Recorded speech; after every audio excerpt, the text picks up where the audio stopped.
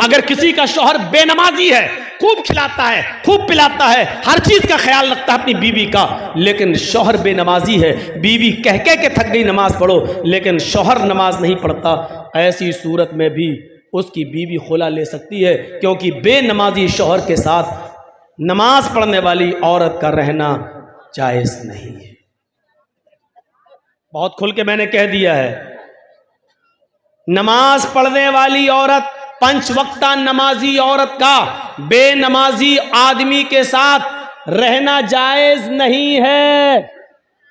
उसको चाहिए कि वो समझाए, समझाने पर भी ना माने तो कुछ दिनों के लिए अपने शौहर को छोड़ दे, इस पर भी ना माने तो उससे तलाक का मुतालबा करे, तलाक न दे तब वो 4, 10, 5, 10 आदमियों को बिठाकर खुला ले सकती है।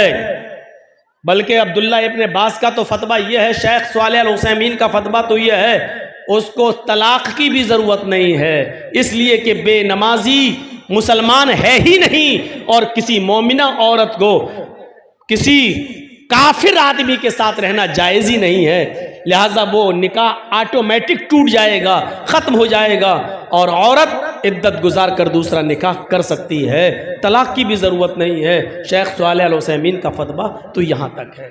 बेनमाजियों को बड़ा बुरा लगता है कि मौलाना साहब ऐसा बोल रहे हैं, आपका हम घर जाएंगे तो हमारी औरतें कल से दबाव न डालने लगे। डालना चाहिए, औरतों को डालना चाहिए। सुन लीजिए, नमाज अगर हमारे मुआशरे और सोसाइटी से निकाल ली जाए तो फिर हम बराबर हैं, हम में और काफिरों में कोई फर्क नहीं रह गया है। नमाज किसी भी हाल में माफ नहीं है। बराबर सुनते होंगे, अगर आपको मोब लिंचिंग करते वक्त 10 आदमी पकड़ लें, 20 आदमी पकड़ लें, आपको पकड़ के बांध दें, आपको किसी खंबे से, किसी कुर्सी से बांध दें, और ऐसे मौके पर अजान की आवाज आ रही है, अल्लाहु अकबर, अल्लाहु अकबर, आप दुश्मनों के बीच में घिरे हुए हैं, 40-50 आदमी आपको घेरे हुए हैं, अजान की आवाज आ रही है, आपको ऐसी कंडीशन में भी नमाज पढ़ना पड़ेगी। सोच रहे हैं आप, ऐसी कंडीशन में नमाज कैसे पढ़ेंगे? आपके हाथ पैर बंधे हुए हैं, कोड़ों पे कोड़े मारे जा रहे हैं, लाठी डंडे बरसाए जा रहे हैं, अजान की आवाज आ रही है, आप कैसे पढ़ेंगे नमाज? आप उनसे कहेंगे कि भाई मुझे वुजू के लिए पानी लाकर दे दो, मैं नमाज पढ़ूंगा। वो वुजू के लिए पानी नहीं देंगे। जो आदमी आपको इस्लाम दुश्मनी में मार रहा है वो आपको पानी लाकर दे देगा? जो आदमी आपके नमाजी होने की वजह से ही आपका मर्डर कर रहा है वो आपको पानी लाकर देगा? लेकिन आप पानी मांगेंगे, वो पानी नहीं देंगे। तब शरीयत ये कहती है कि उस सूरत में आप नियत से वुजू करेंगे। नियत से वुजू का मतलब दिल में इरादा करेंगे कि मैंने वुजू की नियत की। आज थोड़े से 2-4 मसले मैं आपको समझा दूं, उसके बाद तकरीर फिर आगे। दिल में नियत कर लीजिए मेरा वुजू। अब आप वहीं पर देखें किबला कहां है।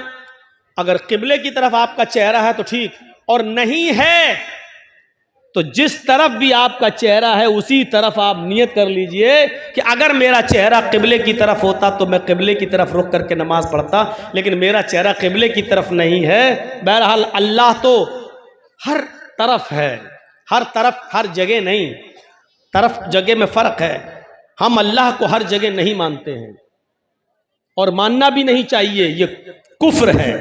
अल्लाह हर जगह नहीं है, अल्लाह का इल्म हर जगह है। अल्लाह अपने वजूद के एतबार से हर जगह नहीं है, अल्लाह अपने इल्म के एतबार से हर जगह है। लेकिन जवाब क्या, अल्लाह कहां है? सुम्मा इस्तवा अलल अर्श, अल्लाह अर्श पर है। अल्लाह स्टेज पे नहीं है, अल्लाह आपके घर में नहीं है। लोग बहुत से अरे अल्लाह तो हर जगह है, अल्लाह तो हर जगह है। नालियों के अंदर भी अल्लाह है, तुम्हारे बाथरूम में भी अल्लाह है? नहीं, अल्लाह अर्श पर है, लेकिन उसका इल्म हर जगह है। वो नालियों में नहीं है, लेकिन नालियों में कितने कीड़े हैं वो जानता है।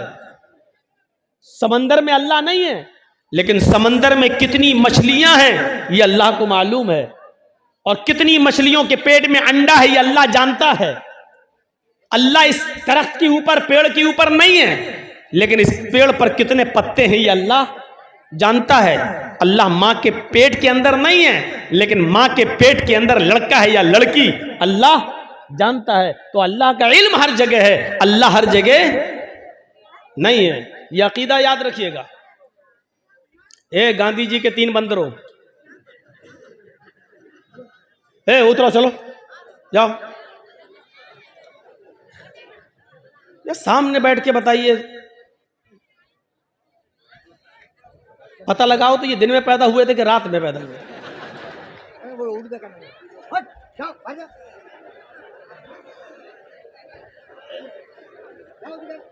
इतना बड़ा जलसा और जलसे के सामने बैठकर इतना बड़ा, इतनी शरारत। मेरा तो दिल कहता है कि इनके माँ बाप से पूछो ये रात में पैदा हुए होंगे, मेरा दिल कहता है। अब सही इल्म तो अल्लाह ही को मालूम है। तो अब आप अंदाजा लगाइए, अल्लाह का इल्म हर जगह है, अल्लाह हर जगह। देखिए इन बच्चों की वजह से मैं भूल गया हूं ना कि क्या बोल रहा था। किसी को मालूम है हम क्या बोल रहे थे? वो तो हमें मालूम ही है। आए?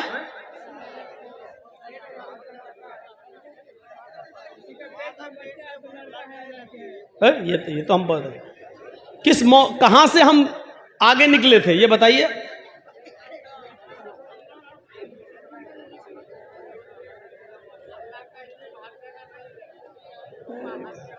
ये तो हमें मालूम ही है कि अल्लाह का इल्म हर जगह, अल्लाह अपने वजूद के एतबार से नहीं। बात कहां से निकली थी?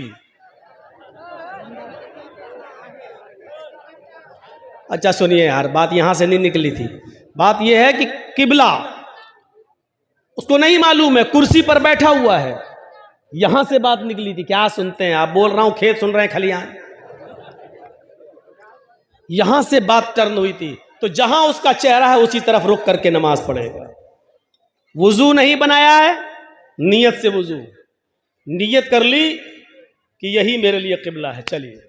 अब अल्लाहु अकबर नहीं कह पा रहा, हाथ नहीं बांध पा रहा है, तो अब इशारे से कहेगा अल्लाहु अकबर, सुब्हानक अल्लाहुम्मा व बिहम्दिका व तबारक अस्मुका व तआला जद्दुका व ला इलाहा गैरुक, औज़ु बिल्लाहि मिनश शैतानिर रजीम, बिस्मिल्लाहिर रहमानिर रहीम, अल्हम्दुलिल्लाहि रब्बिल आलमीन, अर्रहमानिर रहीम, मालिक यौमिद्दीन। इस वक्त पढ़ेगा, रुकू नहीं कर पाएगा, अल्लाहु अकबर कहेगा, सुभान रब्बियल अज़ीम, सुभान रब्बियल अज़ीम, सुभान रब्बियल अज़ीम, समी अल्लाहु लिमन हमिदा, रब्बना व लकल हम्द हम्दन कसीरन तय्यबन मुबारकन फी, अल्लाहु अकबर, सुभान रब्बियल अला। वो नहीं कर पा रहा सजदा, लेकिन मुंह चलाकर पढ़ेगा। लेकिन पढ़ना इस हाल में भी है। अब आप अंदाजा लगा सकते हैं, 50 आदमी घेरे हैं, मार रहे हैं, लाठी डंडे, और अजान का वक्त है, आपको नमाज इस वक्त भी पढ़ना पड़ेगी। अब आइडिया लगाइए कि हम कितने % मुसलमान हैं। वुजू नहीं बनाने दिया जा रहा है, लेकिन दिल से नियत कर लीजिए वुजू की, लेकिन नमाज फिर भी पढ़ना है। मार पे मार पड़ रही है, इस मौके पर भी आपको नमाज पढ़ना है। जब नमाज इस कंडीशन में माफ नहीं है, तो मेरे प्यारे साथियों, मौलाना जर्जीस की तक़रीर सुनकर 12 बजे और 1 बजे अपने बिस्तर पर जाकर फजर की नमाज में इसलिए नहीं उठ पाना कि रात में जलसे में हम देर से आए थे, इसलिए फजर में हमारी आंख नहीं खुली। उन लोगों के लिए फजर में सोते रहना कैसे जायज हो जाएगा? मौलवी जर्जीस का जलसा आपके ऊपर फजर की नमाज में सोते रहने की इजाजत आपको कैसे दे सकता है? सोचिए। जिनको होटल खोलना होती है वो फजर की नमाज से पहले होटल खोल लेते हैं, क्योंकि नमाज पढ़ने वाले बहुत से लोग बीड़ी की तरह नशेबाज होते हैं, उनको नमाज पढ़ते ही चाय चाहिए। अगर आपको अपनी जिम्मेदारी का एहसास हो जाए, आपको अपनी जिम्मेदारी का एहसास हो जाए, तो यकीन मानिए कि आप सो नहीं सकते। आप अपने वक्त पर उठेंगे, आप अपने वक्त पर जागेंगे, लेकिन उसी में आपको दिल हमें हर वक्त लगाए रहना पड़ेगा। नमाज करना, हर वक्त नमाज में।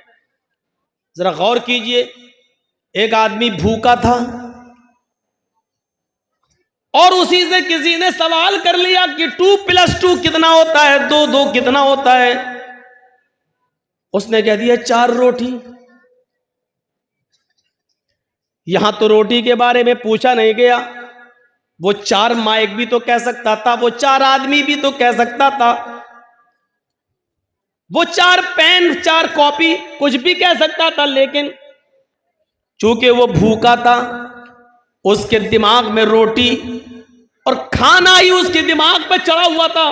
उससे तो सिर्फ ये पूछा गया कि 2 कितना होता है, उसने कह दिया 4 रोटी।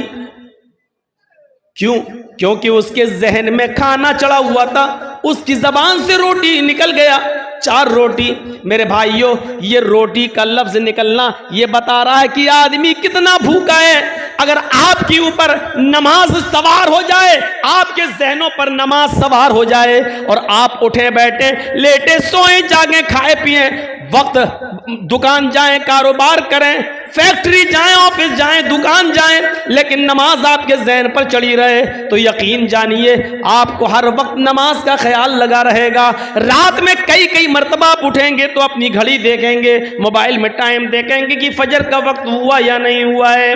आप अगर अपनी जिम्मेदारी संभालेंगे और समझेंगे, तो जब हमें एहसास हो जाए कि एक दिन हमें कब्र में जाना है, तो कोई आदमी मेरे भाइयों नमाज छोड़ सकता है?